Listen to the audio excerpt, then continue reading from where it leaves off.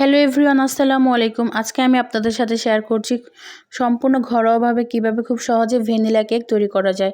তো এই জন্য আমি প্রথমে দুটো ডিম নিয়েছি এবং ডিমের সাদা অংশটুকু খুব ভালো মতো ফিটিয়ে নিয়েছি। অনেক ভালো মতো ফেটাতে হবে। কারো বাসায় যদি হ্যান্ড ব্লেন্ডার থাকে তাহলে তো খুবই ভালো, তাদের জন্য অনেক বেশি সহজ হবে, কিন্তু আমার ছিল না। তো তারপর এর মধ্যে ওই ডিমের কুসুম দুটো আমি মিলিয়ে নিয়েছি। ওটা খুব ভালো মতো ওটার সাথে মিশাতে হবে এবং এর মধ্যে তারপরে হলো আধা কাপ তেল নিয়েছি। তারপর এখানে আমি 1 কাপ ময়দা নিয়েছিলাম। ময়দাটাকে একটু চেলে নিলাম আর কি, যদি কোনো ময়লা টয়লা থাকে এই জন্য। তো এর মাঝখানে আমি একটু ভ্যানিলা এসেন্স দিয়েছিলাম। ভ্যানিলা এসেন্সটা মূলত হলো ডিমের যে গন্ধটা থাকে এই গন্ধটা দূর করার জন্য। তো আপনারা যদি এর পরিবর্তে অন্য কিছু দিতে চান সেটা দিতে পারবেন। আর সেটা হলো এলাচের এলাচটাকে একটু গুঁড়ো করে সেই গুঁড়োটা অল্প একটু দিয়ে দিলেই হয়তো এই গন্ধটা আর থাকবে না। তো সবগুলো উপকরণ আমি খুব ভালোভাবে মিশিয়ে নিলাম। আর দুঃখিত, প্রথমেই আমি চিনি দিয়েছিলাম ডিমের সাদা অংশটার মধ্যে, কারণ চিনি না দিলে তো ভাই মিষ্টি হবে না। এই জন্য আপনি আপনার পরিমাণ মতো চিনি দিয়ে দিবেন।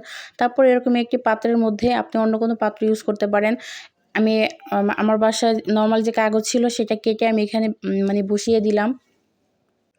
তো বসানোর পরে আমার মিক্সড করা সবগুলো উপকরণ আমি এটার মধ্যে ঢেলে দিয়েছিলাম। খুব সাবধানতার সাথে এই কাজটা করতে হবে। তারপর চুলার মধ্যে বড় একটি পাতিলের মধ্যে একদম লো হিট করে এই উপকরণ সহকারে পাত্রটাকে আপনার বসিয়ে দিতে হবে। এরপর 40 থেকে 45 মিনিট পর এসে দেখি এই অবস্থা। মাশাআল্লাহ, অনেক বেশি ইয়াম্মি লাগছে দেখতে, তাই না? তবে কেকটা আরেকটু বেশি ফুলতো, কিন্তু কেন কালকে ফুললো না আসলে বুঝতেই পারলাম না।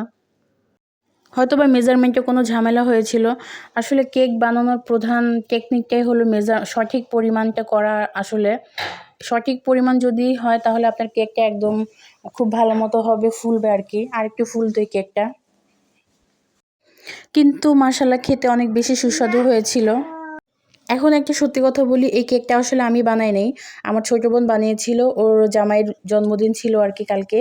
তো এই জন্যই মূলত ও কেকটা বানিয়েছিল তাকে সারপ্রাইজ দেওয়ার জন্য।